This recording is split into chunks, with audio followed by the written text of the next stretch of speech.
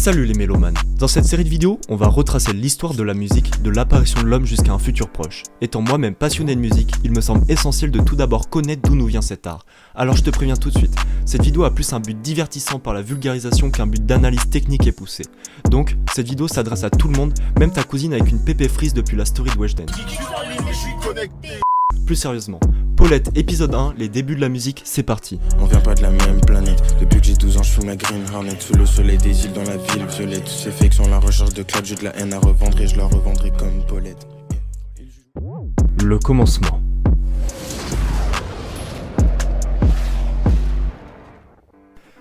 La musique en elle-même existe depuis bien longtemps, avant même l'espèce humaine. Mais on va plutôt s'attarder sur ce qu'a créé l'être humain. Alors direction la préhistoire, évidemment il n'est pas question d'autotune ou de synthé, non, là c'est des cris et des pierres qui s'entrechoquent.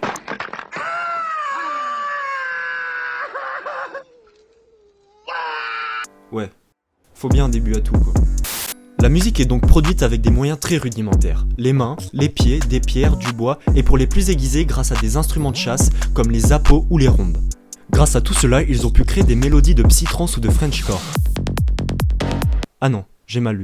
Évidemment, les mélodies à cette époque n'avaient pas la même conception qu'aujourd'hui, mais s'y rapprochaient petit à petit. Elles permettaient d'exprimer des sentiments religieux ou des incantations ayant pour but d'agir sur des événements qui leur sont inexplicables, tels que le vent, le tonnerre ou la maladie, mais également de chasser des démons après une bonne poêlée de psilocybine.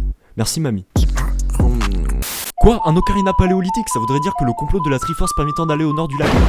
Non, c'est la méga flûte à encoche en V ou en U, préhistorique créée grâce à des ossements. Actuellement, il s'agit du plus ancien instrument jamais découvert.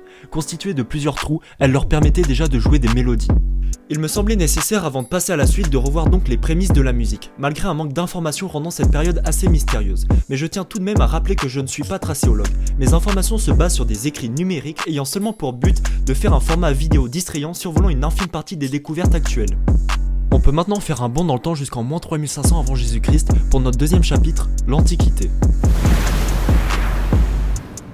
Bon, l'Antiquité c'est pas le plus grand des progrès, la musique n'est toujours pas sous forme écrite et est encore utilisée à des fins sacrées. Mais je trouve cependant intéressant de parler de la Chine, qui associe la musique au spirituel en la mélangeant avec la poésie et la danse. Pour les sages chinois, elle signifie en fait l'équilibre du ciel et de la terre, retransmis par des flûtes, des sitars, des cloches, des gongs et d'autres instruments appartenant à la culture chinoise. N'ayant certes aucune trace d'une potentielle mélodie jouée, il est quand même facile de déduire que cet art était omniprésent à cette époque, notamment grâce à des peintures murales ou des papyrus en Égypte. A mon sens, le rapport que la Grèce a à la musique est le plus intéressant. Nous allons entrer dans des termes un peu techniques, alors n'hésitez pas à mettre pause afin de lire les définitions.